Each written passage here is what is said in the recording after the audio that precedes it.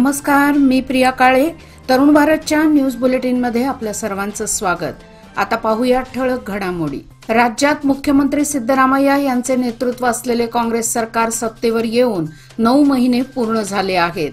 सार्वजनिक बांधकाम विभागाच्या इतिहासातच पहिल्यांदाच मोठा बदल झाला आहे. कंत्राटदारांच्या समस्या निवारण्यासाठी काँग्रेस सरकार कटिबद्ध असल्याचे सार्वजनिक बांधकाम व जिल्हा पालकमंत्री सतीश जारकीहोळी यांनी सांगितले. सोमवारी बेंगळूरू येथील पॅलेस मैदानावर आयोजित राज्य कंत्राटदारांच्या मेळाव्याला ते उद्देशून बोलत होते.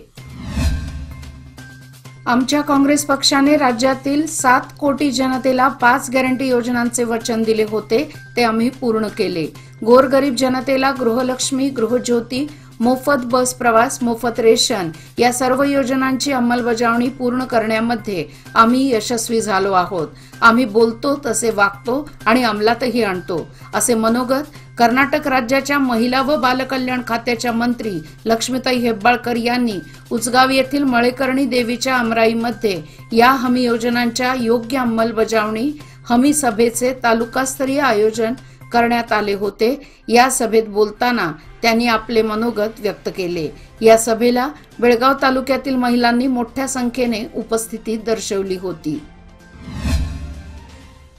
राज्यातील काँग्रेस सरकार कुप्रशासन चालवत असल्याचा आरोप करत आज बेळगाव शहरामध्ये भाजप युवा मोर्चाच्या वतीने तिरंगा पदयात्रा काढण्यात आली. शहरातील कोल्हापूर सर्कल ते राणी चन्नम्मा चौकापर्यंत ही पदयात्रा काढण्यात आली.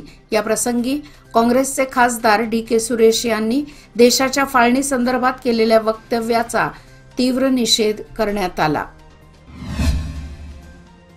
भारतीय अंतराळ संशोधन संस्था इस्रोचे प्रमुख एस. सोमनाथन वय वर्षे 60 यांना कर्करोग कॅन्सर झाल्याचे समोर आले आहे. सोमनाथ यांनी एका प्रसार माध्यमाला दिलेल्या मुलाखतीत यासंबंधीची पुष्टी दिली आहे. चांद्रयान 3च्या प्रक्षेपणापासून 23 ऑगस्ट रोजी आरोग्यासंबंधी काही समस्या उद्भवल्या होत्या, परंतु त्यावेळी काहीच स्पष्ट झाले नव्हते. मला देखील कर्करोगावरून कुठलीच ठोस माहिती नव्हती, असे सोमनाथ यांनी म्हटले आहे. यंदा उन्हाळ्याला जोरदार सुरुवात झाली असून सर्वत्र पाण्यासाठी लाही होत आहे. वळिवाच्या पावसाने दडी मारल्याने बेळगाव शहर व परिसराला पाण्याची भीषण टंचाई जाणवू लागली आहे. बेळगाव शहरात उद्भवलेली ही पाण्याची समस्या दूर करण्यासाठी रोटरी क्लब ऑफ बेळगाव तर्फे शासनाचे हात बळकट करण्यासाठी सांडपाणी शुद्धीकरण प्रकल्प सुरू करत आहेत.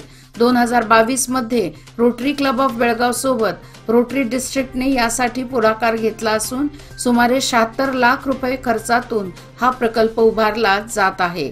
पहिला प्रकल्प हा दैनिक 1 लाख लिटर प्रक्रिया क्षमतेचा mutton butcher street toilet block जवळ, तर दुसरा प्रकल्प दैनिक 35,000 लिटर प्रक्रिया क्षमतेचा जुना पोस्ट ऑफिस रोड लगत कर्मचारी क्वार्टर्स जवळ राबवण्यात येत आहे. या उपक्रमाचा खर्च अंदाजे 76 लाख रुपये आहे. या प्रसंगी रोटरी क्लब ऑफ बेळगावचे अध्यक्ष जयदीप सिद्धनावर, कॅन्टोन्मेंटचे CEO Rajiv Kumar, Rotarian Ashok Paranjpe, Sudhir Tupekar, Rotarian Manoj Michael, Rotarian Parag Bhandare, Rotarian Milind Patankar, Satish Vannurkar, Pravin Deshpande व रोटेरियन अशोक पै आणि इतर उपस्थित होते. राष्ट्रीय महामार्ग प्राधिकरण रिंग रोड करण्याच्या तयारीला लागले आहेत. त्यामुळे आता पुन्हा तालुका महाराष्ट्र एकीकरण समितीच्या वतीने शेतकऱ्यांची बैठक घेण्यात आली आहे. रिंग रोड विरोधात पुन्हा जन आंदोलन करण्याचे सोमवारी झालेल्या बैठकीत ठरवण्यात आले आहे. कॉलेज रोड येथील तालुका महाराष्ट्र एकीकरण समितीच्या कार्यालयात ही बैठक झाली आहे. या बैठकीमध्ये रिंग रोड बाबत चर्चा करण्यात आली. यावेळी माजी आमदार मनोहर किणेकर, सरचिटणीस ॲडव्होकेट एम.जी. पाटील, आर.एम. चौगुले, ॲडव्होकेट श्याम पाटील, ॲडव्होकेट प्रसाद सडेकर, माजी तालुका पंचायत सदस्य रावजी पाटील, बी.डी. मोहनगेकर यांच्यासह इतर महाराष्ट्र एकीकरण समितीचे कार्यकर्ते व शेतकरी उपस्थित होते.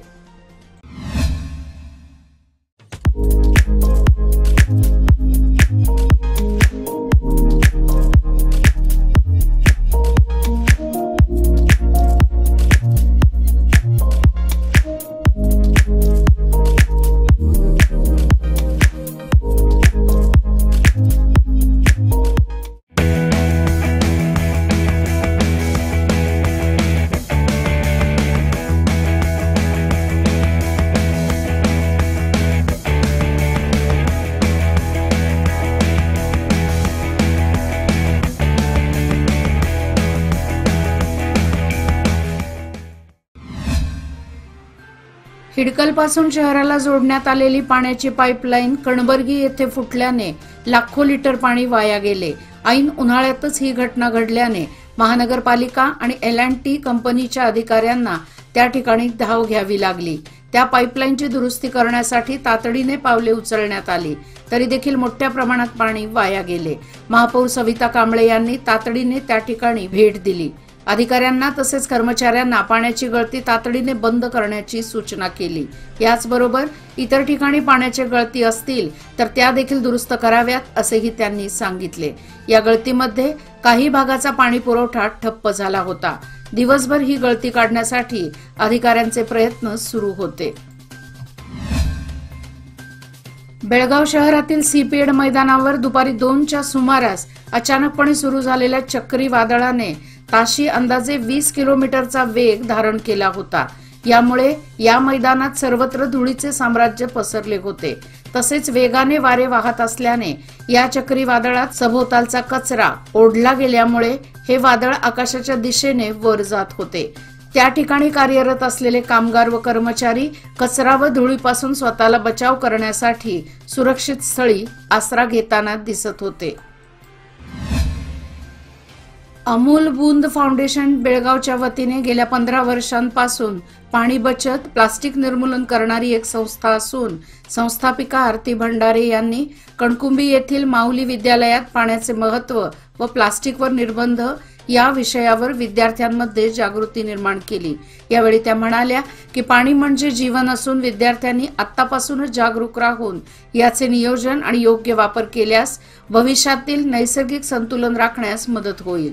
तसेच प्लास्टिकचा वापर कमी प्रमाणात करून नैसर्गिक साधन संपत्तीचा उपयोग करावा। पर्यावरण संरक्षणासंदर्भात विचारलेल्या प्रश्नाला विद्यार्थ्यांनी योग्य उत्तरे दिल्याने त्यांना बक्षीस स्वरूपात स्कूल बॅग, घड्याळ, स्क्रब, आयुर्वेदिक औषधांचे वितरण, माध्यमिक शालेय मुलींना नवीन गणवेश देण्यात आले। यावेळी कणकुंबी माऊली विद्यालयाचे मुख्याध्यापक सुनील चिगुळकर, शांता सामंत व कार्यकर्ते उपस्थित होते। कर्नाटक राज्य फुटबॉल संघटना मान्यता प्राप्त बेळगाव जिल्हा फुटबॉल संघटना आयोजित व लोकमान्य मल्टीपर्पज कोऑपरेटिव्ह सोसायटी पुरस्कृत लोकमान्य चषक वरिष्ठ साखळी फुटबॉल स्पर्धेत आज सोमवारी रंजक सामने पार पडले। बेळगाव शहरातील स्पोर्टिंग प्लॅनेट मैदानावर आयोजित या चषकात 11 स्टार FC विरुद्ध चौगुले ब्रदर्स FC यांच्यात पहिला सामना झाला। या सामन्यात 3-1 ची आघाडी मिळवत 11 स्टार FC संघाने विजय मिळवला। दुसरा सामना झिगझॅग विरुद्ध निप्पाणी FC या संघात झाला। 0-4 ची आघाडी मिळवत निप्पाणी FC संघाने हा सामना जिंकला। तिसरा सामना युनायटेड गोवन्स आणि युनायटेड यूथ यांच्यात झाला। हा सामना 5-0 ने युनायटेड गोवन्स संघाने जिंकला। आगामी लोकसभा निवडणुकीत भाजपच्या वतीने एका शेतकरी प्रमुखाला उमेदवारी देण्याची मागणी राष्ट्रीय रयत संघाचे प्रमुख प्रकाश नायक यांनी केली आहे। आज बेळगाव शहरात बोलवण्यात आलेल्या पत्रकार परिषदेत ते बोलत होते। शेतकऱ्यांना संघर्ष करूनच त्यांच्या मागण्या पूर्ण करून घ्याव्या लागत आहेत, अशी खंत त्यांनी व्यक्त केली। माजी सैनिकांना राज्य सरकारी नोकरीत 10% आरक्षण न देता अन्याय केला जात आहे, असा आरोप करून आज बेळगाव शहरामध्ये माजी सैनिक महासंघाच्या वतीने निदर्शने करण्यात आली। या संदर्भातील निवेदन जिल्हाधिकाऱ्यांना देण्यात आले। या प्रसंगी माजी सैनिक मोठ्या संख्येने सहभागी झाले होते। लोकमान्यच्या मुदत ठेव योजना म्हणजे सुयोग्य कालावधी सर्वोत्तम व्याजदर। आता तुमच्या गुंतवणुकीवर मिळवा 9.30% परतावा। अधिक माहितीसाठी आजच कॉल करा 180021245050। योजना फक्त सभासदांकरता, नियमवाटी लागू। लोकमान्य, जिथे पैसा वाढतो आणि नातं वृद्धिंगत होतं।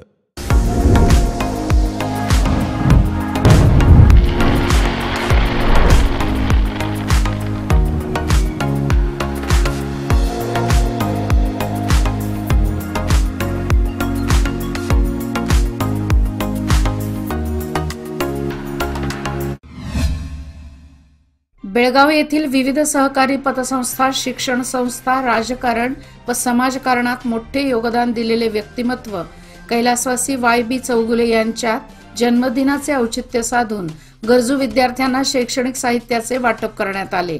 या प्रसंगी बेळगाव शहरातील मराठी शाळेतील 10वीच्या गरजू विद्यार्थ्यांना स्नेहलता वायबी चौगुले, मुलगी मानसी चौगुले निंबाळकर यांच्या हस्ते शैक्षणिक साहित्याचे किट वितरण करून विद्यार्थ्यांना मार्गदर्शन करण्यात आले। या प्रसंगी विविध शाळेतील मुख्याध्यापक, शिक्षक व विद्यार्थी उपस्थित होते।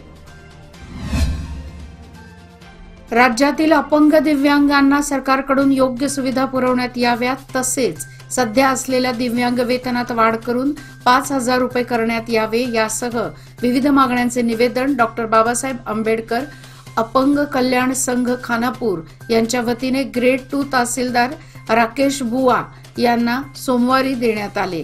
निवेदनाचा स्वीकार करून आपण हे निवेदन वरिष्ठांना पाठवू असे आश्वासन शिष्टमंडळाला देण्यात आले। यावेळी संघटनेचे अध्यक्ष अनिल सावंत, श्रीकांत देवगेकर, भावकांना किणीयेकर, मारुती गोरल यासह संघटनेचे पदाधिकारी व सदस्य उपस्थित होते।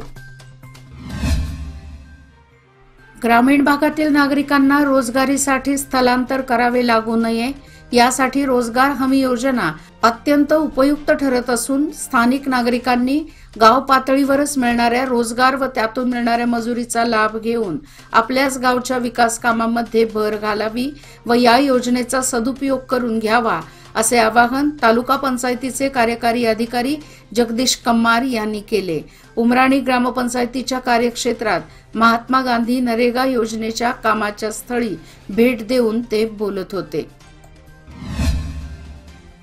5 वर्षाखालील तालुक्यातील 60,830 बालकांना पल्स पोलिओ लसीकरण करण्याच्या अभियानाचा उपविभागीय अधिकारी मेहबूबी यांच्या हस्ते रविवारी सार्वजनिक सरकारी रुग्णालयात शुभारंभ करण्यात आला। तालुक्यात 6,89,431 लोकसंख्या असून त्यात 60,830 5 वर्षावरील बालकांचा समावेश आहे। लसीकरणासाठी चिकोडी तालुक्यात 291 आणि निप्पाणी तालुक्यातही 291 केंद्रावर सोय करण्यात आली होती। नुकत्याच सुरू झालेल्या पदवीपूर्व द्वितीय वर्षातील वार्षिक परीक्षेत आज दुसऱ्या गणित व शिक्षणशास्त्र पेपरला चिकोडी शैक्षणिक जिल्ह्यातून 261 विद्यार्थ्यांनी दांडी मारली। गणित विषयाला 114 तर समाजशास्त्र विषयाला 147 विद्यार्थ्यांनी अनुपस्थिती दर्शवली।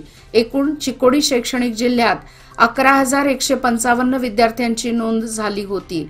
त्यापैकी 10,894 विद्यार्थ्यांनी परीक्षा दिली।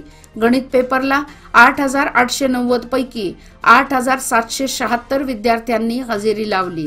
114 विद्यार्थी गैरहजर राहिले तर शिक्षणशास्त्र विषयासाठी 2,265 विद्यार्थ्यांची नोंद करण्यात आली होती। त्यापैकी 2,118 विद्यार्थी हजर तर 147 विद्यार्थी गैरहजर राहिले। याचबरोबर आजचे बातमीपत्र इथेच संपले। अधिक माहिती आणि ताज्या घडामोडी करता पाहत रहा तरुण भारत न्यूज चॅनल। तसेच आमच्या चॅनलला लाईक, शेअर आणि सबस्क्राईब करायला विसरू नका आणि विश्वासार्ह बातम्यांसाठी दररोज वाचा दैनिक तरुण भारत। धन्यवाद।